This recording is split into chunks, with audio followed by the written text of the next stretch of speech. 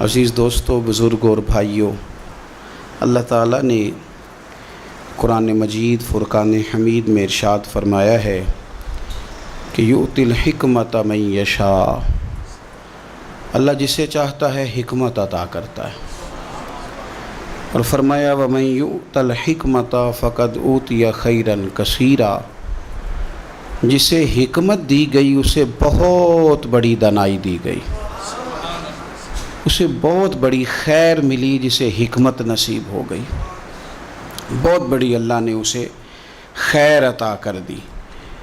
پہلے تو فرمایا کہ حکمت خدا کا فضل ہے، یؤتی الحکمت من یشاء، وہ جسے چاہتا ہے اسے عطا کرتا ہے اس کا فضل۔ لیکن یہ کہ ومن یؤت الحکمت، جسے مل گئی نا یہ حکمت، فقد اوتی خیرا کثیرا، اسے بہت بڑی بھلائی ملی ہے، خیر کثیر اللہ نے اسے عطا کر دی۔ حکمت کے معنی اور مفاہیم کتاب و سنت سے تلاش کریں گے تو حکمت سے مراد قرآن پاک بھی ہے، نبوت بھی ہے، تقوی بھی مراد ہے، فقہ بھی مراد ہے، لیکن عرف عام میں اصطلاح میں حکمت سے مراد دانائی ہوتا ہے، تدبر، معاملہ فہمی، سوچنا سمجھنا، غور کرنا، فقط جذبات کی رو میں نہ بہہ جانا بلکہ بہت ساری چیزوں کو گہرائی کے ساتھ سمجھنا۔ ہمارے ہاں ترجتوں میں جب سے تلخی آئی ہے تو جذبات میں ہیجان بڑھتا جا رہا ہے، لوگوں کے پاس شاید سارا کچھ موجود ہے پر دانائی نہیں، حکمت نہیں، الا ماشاءاللہ۔ امت مسلمہ عام آدمی سے لے کر وقت کے حکمرانوں تک وہ تدبر، دانائی، غور و فکر، معاملہ فہمی، اس شعور سے ہم کمزور ہوتے جا رہے ہیں۔ ہمارے خاندانوں کے بڑے، قبیلوں کے بڑے، برادریوں کے بڑے، اداروں کے، تنظیمات کے بڑے، وہ اگر خاص دانائی کے ساتھ، حکمت کے ساتھ، تدبر کے ساتھ معاملات کو لے کے چلیں تو بہت ساری آزمائشوں سے بچا جا سکے، شاید بہت سارے کام مزید احسن انداز میں آگے بڑھائے جا سکیں۔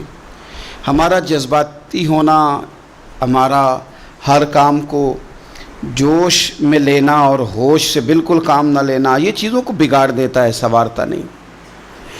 آپ غور کریں اپنے دائیں بائیں کے ماحول کے اندر تو ہماری معاملہ فہمی آہستہ آہستہ کمزور ہو گئی ہے۔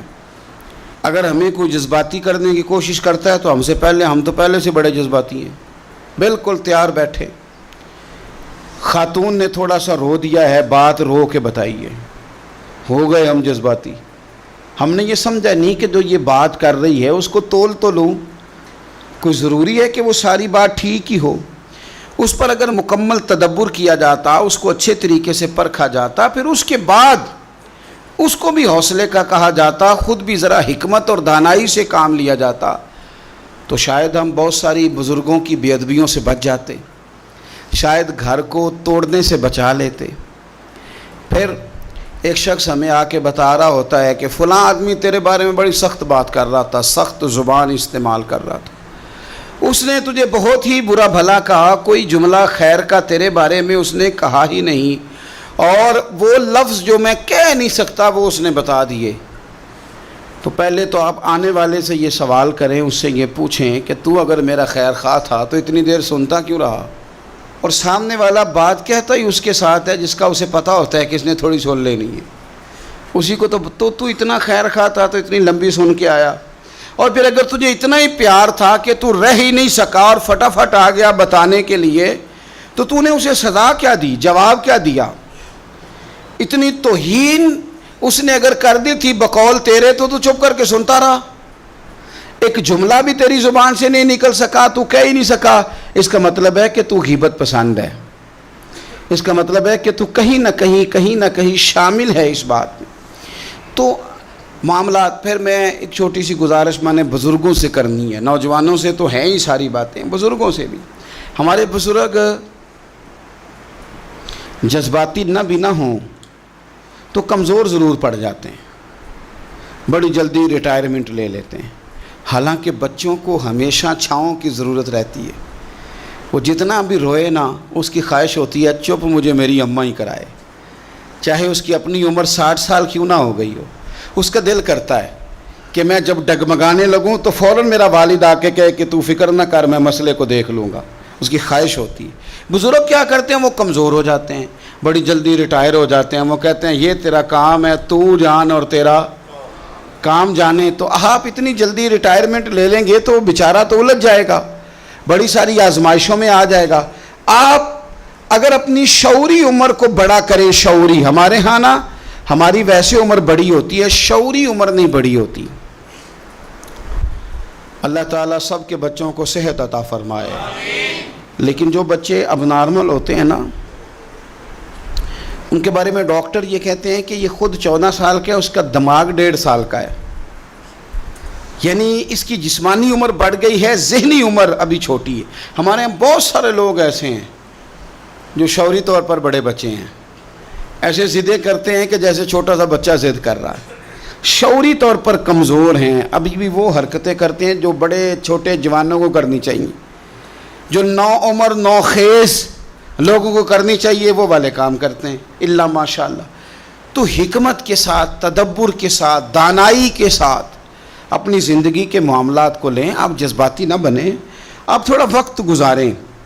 آپ کوئی بھی معاملہ ہے، قرآن پاک نے نا بار بار کہا کہ رب کی ہستی پر بھی غور کرو، وقوع قیامت پر بھی غور کرو، قرآن اللہ کی کتاب ہے، پر شرط یہ ہے کہ تم غور کرو، شرط یہ ہے کہ تم غور کرو۔ رشتے بھی نبھائے جا سکتے ہیں پر کاش کہ ہم غور کریں، تدبر نہیں، غور و غوض نہیں، معاملہ فہمی نہیں، شعوری بات۔ ایک ہوتی ہے بحث کی گفتگو آپ سارا دن کریں کوئی نتیجہ نہیں، آپ بیٹھ کے آپس میں مناظرہ 2-3 دن کریں کوئی رزلٹ نہیں، لیکن حکمت کا ایک جملہ سوچ کے زاویے بدل دیتا ہے، دانائی کی ایک بات آپ کی طبیعت کے دھارے بدل کے رکھ دیتی، حکمت کا ایک فکرہ انسان کی بھٹکی ہوئی سوچوں کو حق کا رستہ دکھا دیتا ہے۔ اسی لیے تو میرے رب کا قرآن سارا حکمتوں سے بھرا ہوا ہے۔ رسول پاک صلی اللہ تعالیٰ علیہ وسلم کے بارے میں میرا رب فرماتا ہے یعلمکم الکتاب والحکمہ، میرے رسول تمہیں کتاب بھی سکھائیں گے اور حکمت بھی سکھائیں گے، کتاب بھی سکھائیں گے، دانائی سے بھی تمہارے دل بھرپور کر دیں گے۔ حکمت لے، ہمیں نہ حدیثیں ہر جمعے میں سنائی جاتی ہیں، ہر مسجد میں سنائی جاتی ہیں، آپ نے ناراض نہیں ہونا، میرا شکوہ ہے کہ لوگ حدیث پر کان اس طرح کھڑے نہیں کرتے جس طرح اور کئی باتوں پر کھڑے کرتے ہیں۔ آپ اگر سمجھ لیں کہ یہ جو حدیث آپ کو سنائی جا رہی ہے تو کائنات میں سب سے بڑے حکیم کی بات سنائی جا رہی ہے، اس دھرتی پہ آنے والے سب سے بڑے مدبر کی بات سنائی جا رہی، حکمت کے ساتھ اپنا وقت گزاریں۔ اللہ کے پیارے رسول صلی اللہ علیہ وسلم نے نا ہمیں ایک بات سمجھائی ہے، سنن ترمذی میں حدیث ہے، اور کمال دیکھیے، نبی پاک صلی اللہ تعالیٰ علیہ وسلم نے فرمایا یہ جو حکمت بھری بات ہے نا یہ مومن کی گم شدہ میراث ہے، وہ جہاں بھی ملے نا مومن کا زیادہ حق ہے کہ اسے حاصل کرے۔ حکمت کی بات اس کا وارث ہے ہی مومن، دنیا میں جہاں بھی کسی کو حکمت ملی نا کسی نبی کا صدقہ ہی ملی ہے، وحی کے ذریعے ملی ہے۔ غیروں کے پاس جو آسمانی وحی کو نہیں مانتے ان کے پاس حکمت ہوتی نہیں، یہ مومن کا ہی ورثہ ہے، اسے چاہیے جلدی سے حاصل کرے، ورثہ اسی کا ہے۔ وہ اگر کوئی غیر بھی بات کر رہا ہوگا نا تو فیضان کسی مومن کا ہی ہوگا، وہ کسی مومن کا فیضان ہے۔ حضور فرما رہے ہیں یہ حکمت اور دانائی کی بات، تدبر کی بات مومن کی گمشدہ میراث ہے، جلدی سے حاصل کرو، جلدی سے اس کے قریب جاؤ، جلدی سے اس کے حصول کی کوشش کرو۔ اور اس کے لیے کریں کیا؟ تو حضرت عبداللہ ابن مسعود رضی اللہ تعالیٰ عنہ فرمایا کرتے تھے بہترین مجلس وہ ہے جہاں حکمت کی بات ہوتی، وہاں ضرور جا، وہاں جا کے بیٹھ، وہاں سے تو حکمت حاصل کر، یہ تیری گمشدہ میراث ہے، اس کو لے۔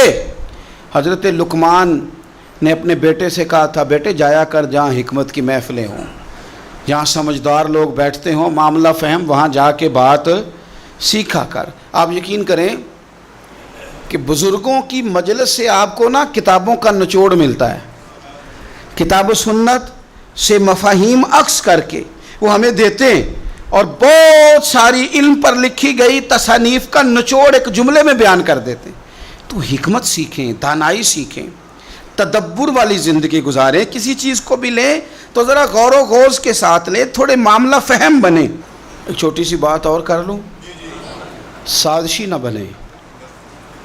ہمارے ہاں نا سازش کرنے کے لیے، کہانی بنانے کے لیے لوگوں کو بڑا موقع میسر آتا ہے، لیکن اسی کے مثبت پہلو لینے کے لیے، اسی کا اچھا انداز اختیار کرنے کے لیے اپنے آپ کو آگے بڑھائیں، تدبر کے ساتھ، دانائی کے ساتھ۔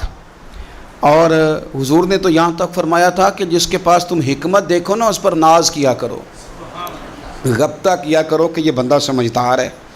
سمجھدار لوگ کسی کو میسر آ جائیں تو بڑی غنیمت ہے، اگر کسی کو سیانا بندہ زندگی میں مل جائے تو بڑی غنیمت ہے۔ شکر ادا کرو اگر کوئی اچھا مشورہ دینے والا موجود ہے، اللہ کا شکر ادا کرو اگر کسی کے پاس کوئی ایسا شخص موجود ہے جو اسے صحیح راہ دیتا ہے، جو اچھا مشورہ دیتا ہے، جو خیر کی بات بتاتا ہے۔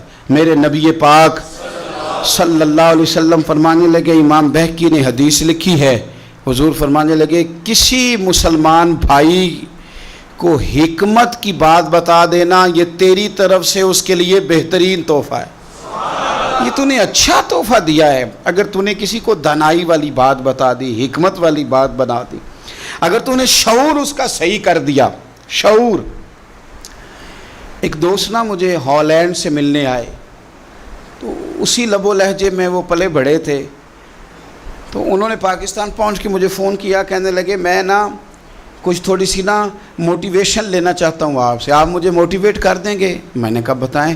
کہنے لگے آپ کے ساتھ نشست بک کرانے کا کیا طریقہ ہے، کتنے پیسے لگتے ہیں آپ کے ساتھ سیٹ بک کرانے میں؟ میں نے کہا بس ایک ہی کام ہے کہ جہاں جگہ ملی وہاں بیٹھ جانا، کیونکہ حکم ہے کہ جمعے والے دن گردنیں نہیں پلانگنی۔ اور دوسرا یہ کہ اصل مسئلہ یہ ہے کہ اگر اللہ کسی کو عقل دیتا ہے وہ ذاتی سمجھ لیتا ہے، پھر اسے بیچتا ہے، پھر وہ سیٹیں بک کرتا ہے۔ تو میں نے کہا میں آپ سے گزارش کروں گا کہ اگر میں آپ کو کوئی حکمت کی بات بتا سکوں نا تو میرے لیے دعا کرنا۔ سیٹ میں نے کیا بک آپ کے ساتھ کرنی ہے، کیا لینا دینا ہے، میں تو خود فقیر ہوں، کا سلیس ہوں، مدینے والے سے بھیک لیتا ہوں، اور جو قطرے نصیب میں آتے ہیں وہ حضور کے غلاموں کو دینے کی کوشش کرتا ہوں۔ اللہ یہ خدمت قبول کر لے۔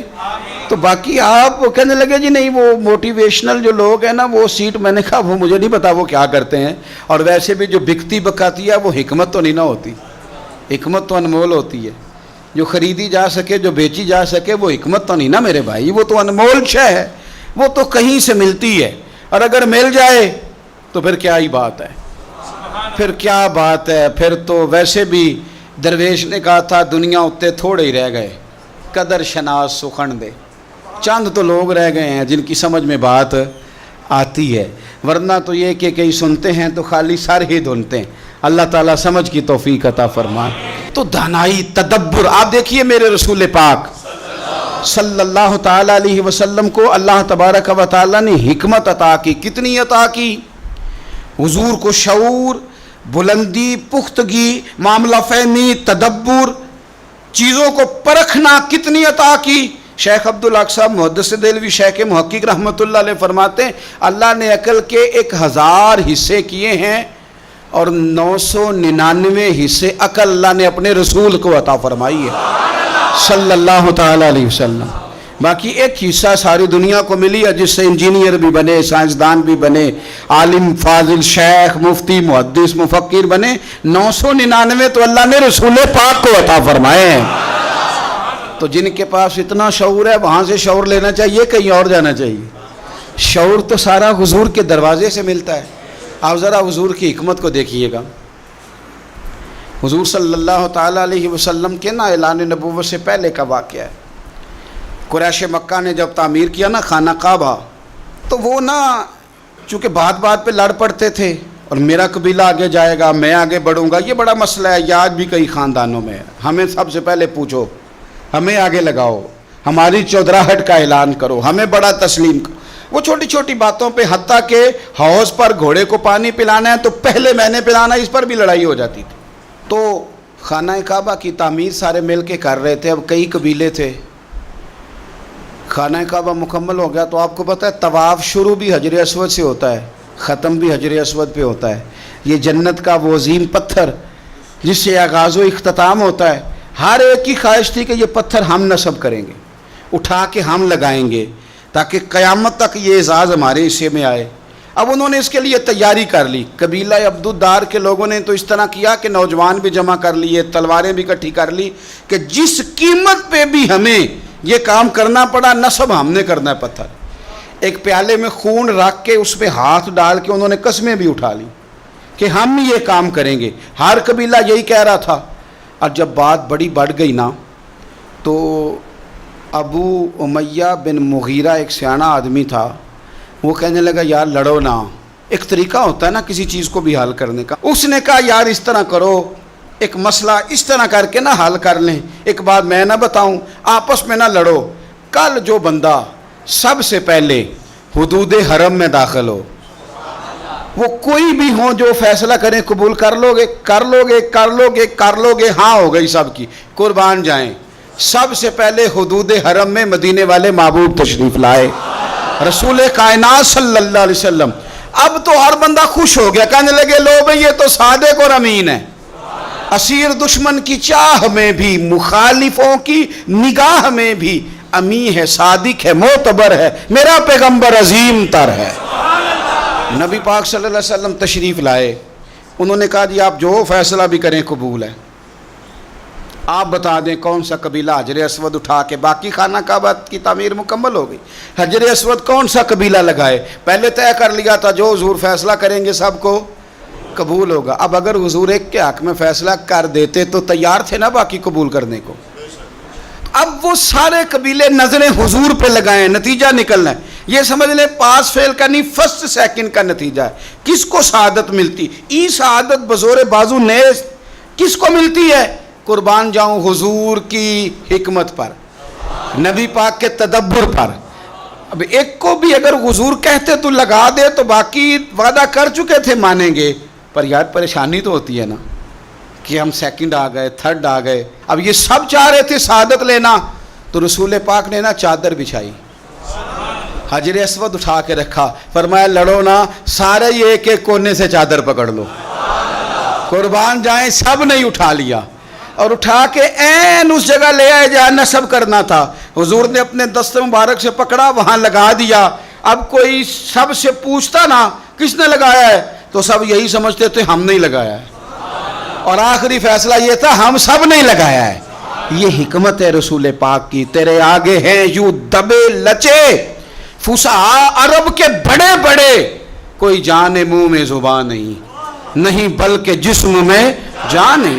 ہم پتہ کیا کرتے ہیں، ہم جذبات کا استحصال کرتے ہیں، کچھ لوگوں کے جذبات پہ قدم رکھ کے کچھ لوگوں کو خوش کرتے ہیں۔ یوں نہ کریں، چلیں سب کو تو بندہ خوش نہیں کر سکتا، پر استحصال نہ کریں، توہین نہ کریں، تضحیک نہ کریں، دل توڑے نہ۔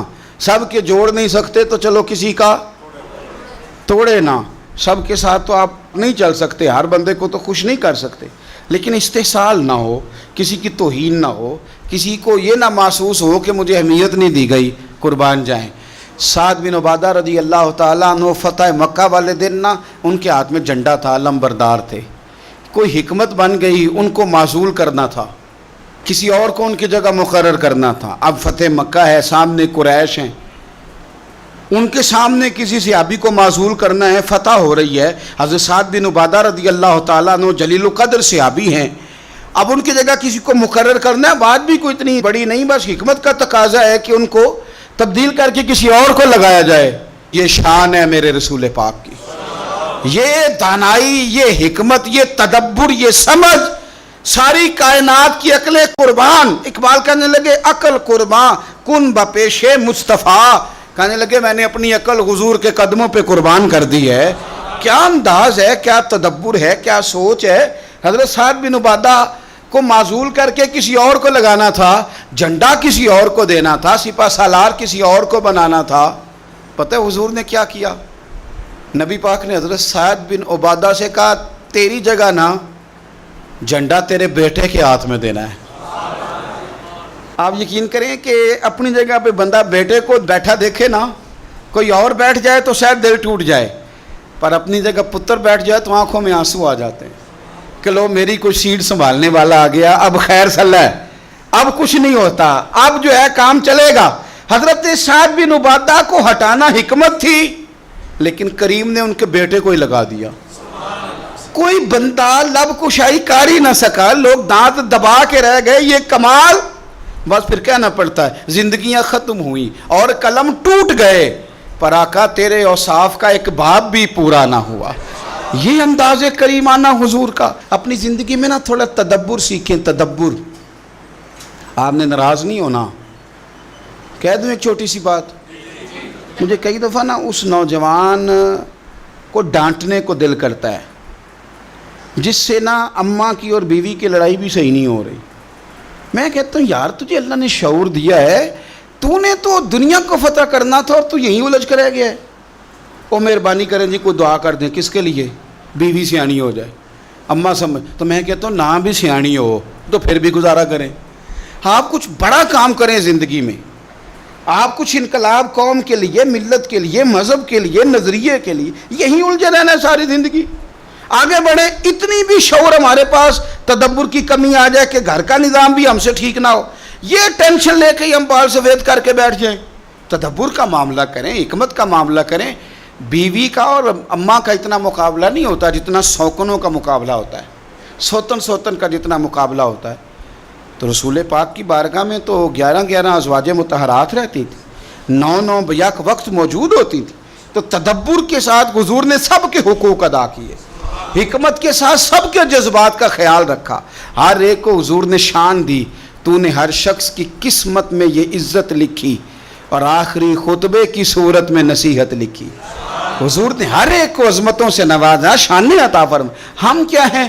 الجھ گئے، چھوٹا سا مسئلہ حل ہی نہیں ہو رہا۔ تھوڑا تدبر دکھائیں، تھوڑی سوچ آپ بڑی کریں، تھوڑا حوصلہ۔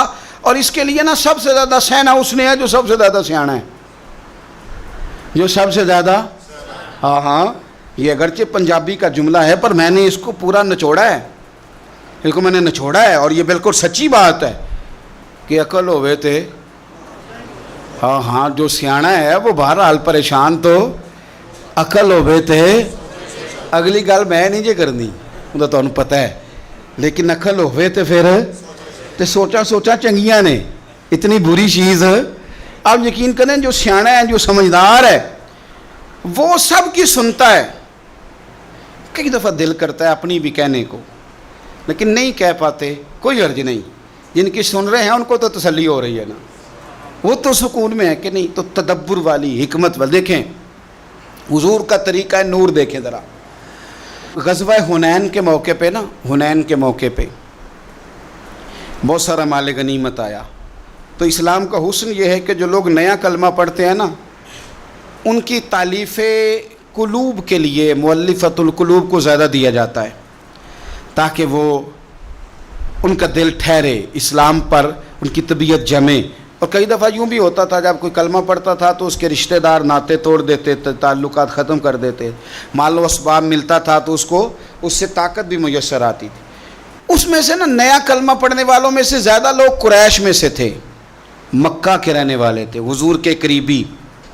ان کو جب زیادہ مال ملا نا تو مدینے میں سے کچھ نوجوانوں نے کہا کہ جہاد کی باری آتی ہے تو ہم اگلی صفوں میں ہوتے ہیں، اور مال بٹا ہے تو ان کو زیادہ ملا ہے۔ ایک نے یہاں تک کہہ دیا کہ ہماری تو تلواروں سے ابھی بھی خون ٹپک رہا اور مال ان کو زیادہ مل گیا ہے۔ نبی پاک صلی اللہ تعالیٰ علیہ وسلم نے حضرت سعد بن عبادہ کو بلا کے فرمایا یہ بات ہوئی ہے؟ یا رسول اللہ ہوئی ہے۔ فرمایا بلاؤ نا سب کو حضور نے ایک جگہ پہ جمع فرمایا۔ ذرا انداز دیکھیے گا بات کا۔ کریم محبوب علیہ السلام فرمانے لگے کیا تم لوگ گمراہ نہیں تھے؟ اللہ نے میری وجہ سے تمہیں ہدایت نہیں دی؟ اہل مدینہ سے بات ہو رہی ہے، اور حضور علیہ السلام نے فرمایا کیا تم تنگ دست نہیں تھے؟ میری وجہ سے اللہ نے تمہیں وسعت نہیں دی؟ کیا تم آپس میں لڑا نہیں کرتے تھے؟ میری وجہ سے اللہ نے تمہیں محبت نہیں عطا کر دی؟ یہ حضور نے بات کی۔ اب ان کی نظریں جھک گئیں، کیا کہتے ہیں؟ کہتے ہیں یا رسول اللہ، اللہ اور اس کا رسول ہی بلندیوں والے ہیں، اور اللہ اور اس کے رسول کا یہ احسان ہے سارا ہم پر۔ اب حضور سامنے والے کے جذبات اور اس کے ان بات، حضور کہہ دیتے، ڈانٹ دیتے، کوئی بات کر دیتے، حضور کرتے تو اس کو بھی قبول کرتے، لیکن حضور نے ڈانٹ کر بات کو کچلا نہیں، بلکہ حکمت کے ساتھ جذبات کو ایک نیا رخ عطا کیا۔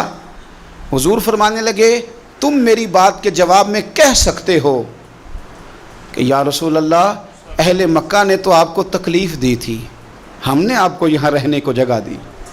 تم کہہ سکتے ہو کہ یا رسول اللہ صلی اللہ علیہ وسلم یہ تلواریں لے کے آئے تھے، ہم تھے جو دفاع میں آگے بڑھے۔ تم کہہ سکتے ہو کہ ہم نے مال اسباب آپ کی خدمت میں، تم کہو نہ کہو۔ وہ رو پڑے، کہا نہیں حضور، ہم کون ہوتے ہیں؟ یہ تو اللہ رسول کا احسان ہے، یہ تو اللہ رسول کی بلندیاں ہیں۔ اب وہ باتیں نہ، پہلے ان کے جذبات اور تھے، اب بات آنسوؤں میں آ گئی، درد میں آ گئی، رو پڑے۔ عاشق دا کام ہی رونا تونا تے بنا رویوں نہیں منظوری۔ یہ عاشق سدا ہی روندا رہندا ہے، پاویں وصل ہوئے پاویں دوری۔ وہ رو پڑے نا تو اب حضور نے ایک جملہ کہا جو ساری صورتحال ہی بدل گیا۔ ایسی حکمت والی بات حضور نے فرمایا، میرے بھولے بھالے غلاموں، تم یہ پسند نہیں کرتے کہ وہ اپنے گھروں میں جائیں گے تو بھیڑ اور بکریاں لے کے جائیں گے، اور تم جب مدینے جاؤ گے تو اللہ کے رسول کو ساتھ لے کے جاؤ گے؟ تم یہ پسند نہیں کرتے کہ میں تمہارے بس پھر تو نا جذبات تھے کہ وہ آنسوؤں کے رستے بہہ گئے اور ان کی خوشی کا کوئی ٹھکانہ ہی نہیں۔ یہ تدبر ہے، یہ حکمت ہے۔ حضور جذبات کو صحیح رستہ۔ نبی پاک صلی اللہ علیہ وسلم مکہ شریف سے مدینہ آئے، کچھ دن حضور نے مسجد قباء کے پاس قیام کیا، پھر حضور آگے بڑھے مدینہ شریف کی جانب۔ ہر ایک کی خواہش ہے حضور میرے گھر میں رہیں، ہر ایک کی خواہش ہے حضور میرے گھر میں رہیں۔ توجہ ہے میری بات پر؟ بندے کو کچھ لوگوں سے پیار زیادہ ہوتا ہے، وہ اس لیے کہ کچھ لوگ نوکری زیادہ کرتے ہیں، ڈیوٹی زیادہ کرتے ہیں، غلامی زیادہ کرتے ہیں، محبت زیادہ کرتے ہیں، کچھ لوگوں سے پیار زیادہ ہو جاتا ہے، لیکن نفرت تو کسی سے بھی نہیں نا، دل میں بیزاری تو کسی سے بھی نہیں نا۔ یہ تو نہیں نا کہ فلانا بالکل فارغ ہے، یہ تو نہیں ہو سکتا۔ چلے محبت زیادہ ہو سکتی ہے لیکن کوئی بالکل فارغ تو نہیں نہ ہو سکتا۔ قربان جائیں، ہر ایک کہہ رہا میرے گھر آئے، میرے گھر آئے، میرے گھر آئے۔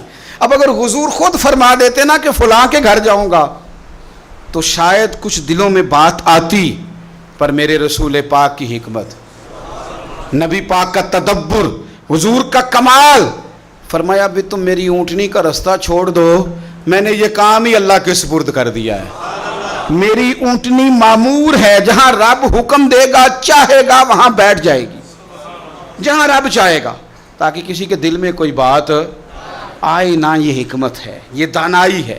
حضور تشریف لے جا رہے ہیں، اونٹنی اس جگہ بیٹھ گئی جہاں آج مسجد نبوی ہے، گھر تھا سامنے حضرت ابو ایوب انصاری کا، اور اونٹنی بیٹھ گئی تو حضور صلی اللہ علیہ وسلم اترے نہیں۔ یعنی کوئی یہ نہ سمجھ لے کہ اچانک بیٹھ گئی، حضور نے لگام اونٹنی کے گلے پہ ڈال دی۔ اونٹنی ایک دفعہ پھر اٹھی، پھر گھومی، پھر دوبارہ اسی جگہ آ کے بیٹھ گئی۔ جب دوبارہ بیٹھ گئی سمجھ گئے سارے کہ یہ تو واقعی اللہ کی طرف سے مامور ہے۔ اسی جگہ کا انتخاب کیا گیا ہے۔ آپ اپنی زندگی میں تھوڑا تدبر تو پیدا کریں، تھوڑی دانائی تو لائیں، تھوڑا سا نا سوچ سمجھ کر چیزوں کو آپ کریں۔ کچھ لوگوں کو بات کرنے کی بڑی جلدی ہوتی ہے، بڑی جلدی، اور وہ ایسی بات بھی کر دیتے ہیں جو تکلیف کا باعث ہوتی ہے، تکلیف کا۔ وہ بظاہر تو انہوں نے کہہ دیا بغیر سوچے سمجھے جملہ، لیکن کیا مطلب کچھ دن پہلے ایک دوست نے بڑے پیار سے بات کر دی، میں کوئی ایسی بات تو نہیں کرتا، وہ کہنے لگے جی ایک بات کرنی تھی۔ میں نے کہا جی کہیں۔ کہنے لگے یہ مولوی اور پیر امیر لوگوں کی طرف کیوں جاتے ہیں؟ میں نے کہا سبحان اللہ، اب کیا جواب ہے اس کا؟ میں انہوں نے کہا میں کہہ رہا تھا حل ہے یہ کہ تم ہی امیر ہو جاؤ، یہی حل ہے نا جی اس کا۔ یہ کیا مطلب بات؟ کوئی امیر غریب کا مسئلہ نہیں ہوتا، میں سب کی بات نہیں کرتا، لیکن یار آپ فٹافٹ بات نہ کر دیں، آپ چیزوں کو سوچیں۔ میں کئی دفعہ 200 میل کا سفر کر کے گھر آ جاتا ہوں اور پٹرول اپنی جیب سے ڈلواتا ہوں۔ میں مسجد میں بیٹھا ہوں، دیانتداری سے کہہ رہا ہوں۔ ایسے بھی سنگی ہیں، یہ بڑے بڑے معاملات ہیں، بڑی بڑی آزمائشیں۔ ایک دفعہ پنڈی سے واپس آ رہا تھا، کچھ لوگ پیار کرتے ہیں نا، میرا موبائل خراب کم ہی ہوتا ہے، کوئی تحفے میں لے جاتا ہے اکثر نکال کے. اب بھی خراب ہو گیا. رات میں نے ایک بچے سے کہا، میں کیا ایت کی کوئی سستا جا لمنا ہے. وہ کہتے جی کیوں؟ میں کیا نکل ہی جانا ہے. کہتا کسی کو دینا جاتا پھر کچھ اج دا دیو لے کے. یہ ہوتا ہے. اچھا اب یہ کہ پنڈی سے لوٹ رہے تھے، رستے میں کسی نے محفل میں کسی نے جیب شیب بھی سارا کچھ صاف کر لیا. پیٹرول پمپ پہ گئے تو میرا خیال تھا ڈرائیور کے پاس پیسے ہوں گے. وہ میں نے اس سے کہا پٹرول، تو کہنے لگا پیر صاحب میرے کو تو کوئی شے بھی نہیں. تو کسی دوست کو بلایا، اس نے 2000 روپیہ دیا، پیٹرول ڈلوایا. یہ غریبی کے لیے نہیں سنا رہا، اللہ کا بڑا فضل ہے، بڑی رحمتیں.